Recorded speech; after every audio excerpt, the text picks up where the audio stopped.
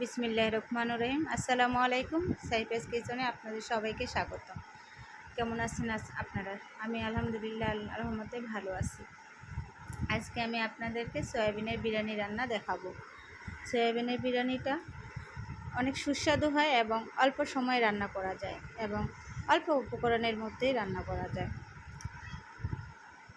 আজকে সয়াবিনের বিরিয়ানিটা হলো নন ভেজ এবং ভেজ যারা খান সবারই ভালো লাগবে। আর ননভেজ যারা খান তাদের জন্য তো বেশি ভালো হবে। তো চলেন শুরু করা যাক আজকের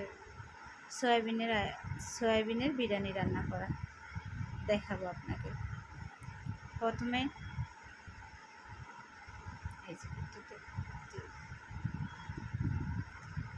এক কাপ চাল নিলাম। চালটাকে একটু পানি দিয়ে ভালো করে ধুয়ে নেব। 2-3 বার ধুয়ে নেওয়ার পরে 10 মিনিট ভিজিয়ে রাখবো।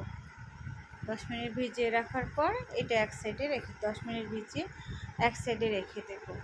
এরপরে আমার যা যা লাগবে সব কিছু আপনাদের সাথে শেয়ার করতেছি। মরিচ, কাঁচামরিচ, আলু, সয়াবিন, টক দই, মটরশুঁটি, মশলা, গরম মশলা, এটা মটরশুঁটি, এটা হলো আপনার ধনিয়া গুঁড়া, মরিচের গুঁড়া, এটা হলো বিরিয়ানি মশলা, এটা হলো পেঁয়াজ। প্রথমে ফ্রাই প্যানে একটু তেল দিয়ে হাফ কাপের মতো তেল দেব। এখানে হাফ কাপ পরিমাণ তেল।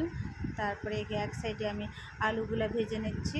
আলুগুলা সয়াবিন একটু বিরিয়ানিতে ভেজে দিলে ভালো হয়, তাই আমি একটু ভেজে নিচ্ছি, হালকা করে একটু ভেজে নেব।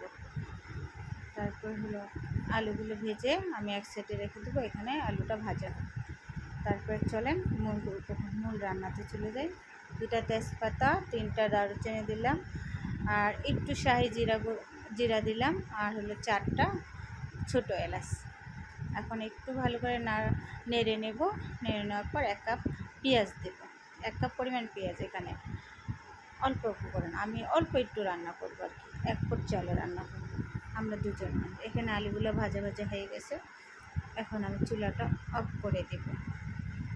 চুলাটা অফ করে দিয়ে আমি আলুটা এক সাইডে রেখে দেব। এখন পেঁয়াজটা একটু বাদামি কালার ভেজে নেব। ভেজে নিয়ে কাঁচামরিচ দিয়ে দিলাম, হালকা একটু পানি দিলাম। পানিটা পরিমাণ মতো দিবেন, অল্প একটু দিলেই হবে, জাস্ট পেঁয়াজটা একটু ভাজা দিলাম। এখানে দিলাম আমি ধনিয়ার গুঁড়া দিলাম, একটু লাল মরিচের গুঁড়া দিব। এখন এই যে লাল মরিচের গুঁড়া দিলাম 1 চা চামচ পরিমাণ, একটু কালার আসার জন্য।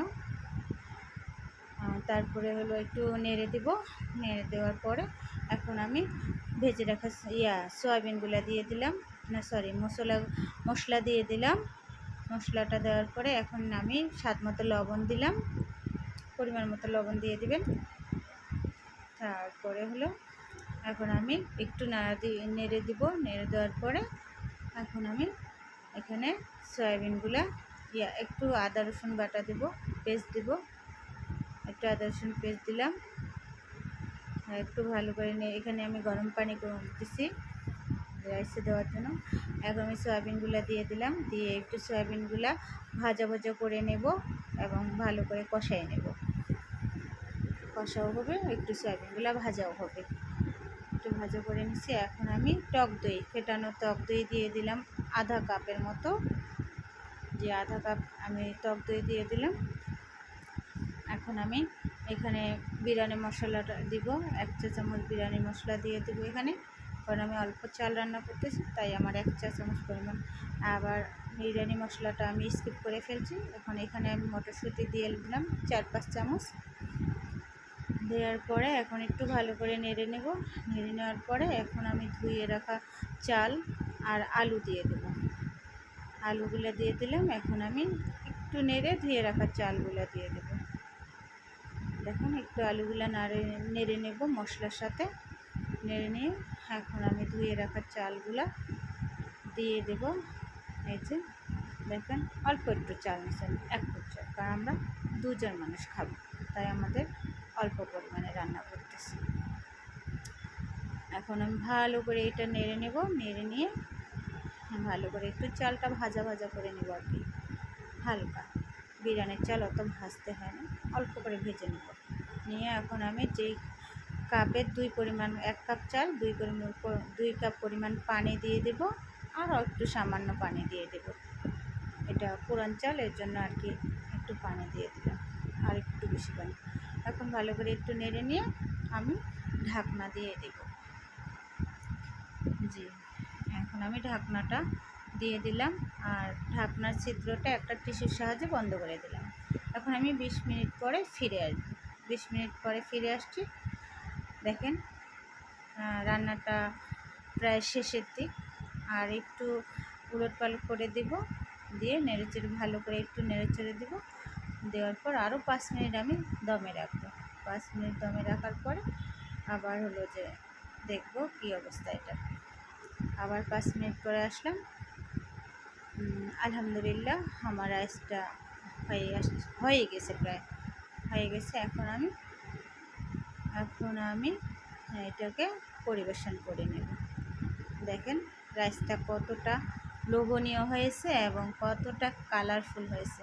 কালার দেখেই মনে হচ্ছে অনেক অনেক মজা হবে। এটা আসলেই অনেক মজার খাবার একটা। আপনারা সবাই বাড়িতে ট্রাই করে দেখেন। রান্না করে দেখার পরে আমাকে কমেন্টে জানাবেন কেমন হয়েছে রান্নাটা। দেখেন কতটা ঝরঝরে, আর সব কিছু আমি খেয়ে দেখছি, সব কিছুই পারফেক্ট আছে। আলহামদুলিল্লাহ, সবাইকে ধন্যবাদ।